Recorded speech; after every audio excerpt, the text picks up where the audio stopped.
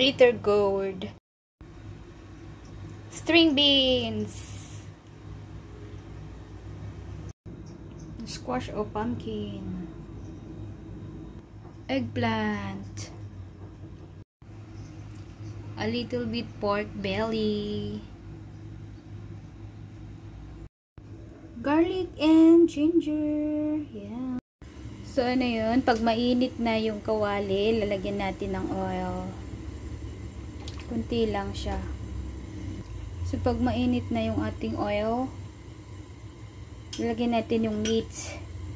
Yeah.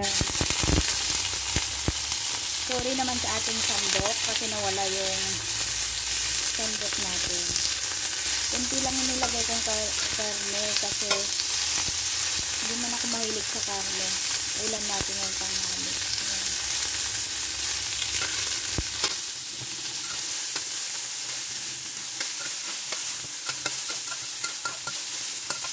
Okay, naman natin sila. Lagay mo sabi niya sa beef. Ano naman natin natin mag-test na natin. Yung pag nag-brown natin, lagay natin yung wala akong nakalim yung makuloy na. Kaya ako sa mga garlic. Ilagay natin yung yung garlic.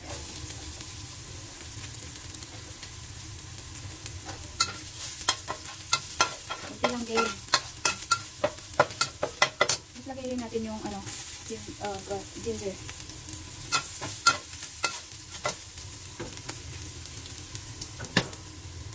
Ayun, lang. Tapos sabay-sabay natin ilagay yung mga gulay. Hinaan lang natin yung otoy.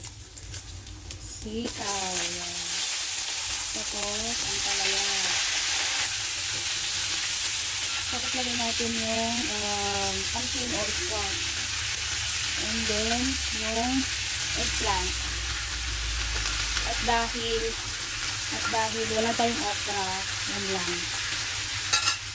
Tapos, maglalagay tayo ng konting bagoong. Ngayon, ganun lang po siya kakunti.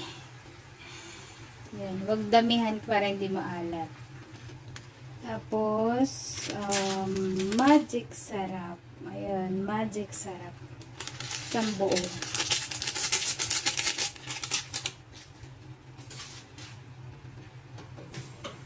Huwag nating haluin kasi nilakalalagay lang natin ng bagoong. Kasi pag hinalo natin yan na may hindi pa luto yung bagoong, ano na. So, takpan lang muna natin. Dahil sa tingin natin ay kumulo na siya, ihalo natin.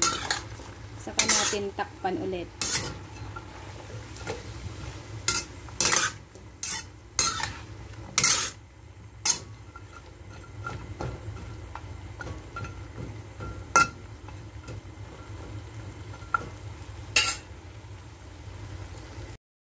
Yun, so I think ang ating pakbet ay luto na.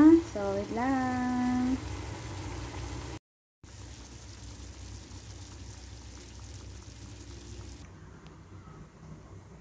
Ayun, so ito na ang ating lutong pakbet. So, let's eat. Yum, yum.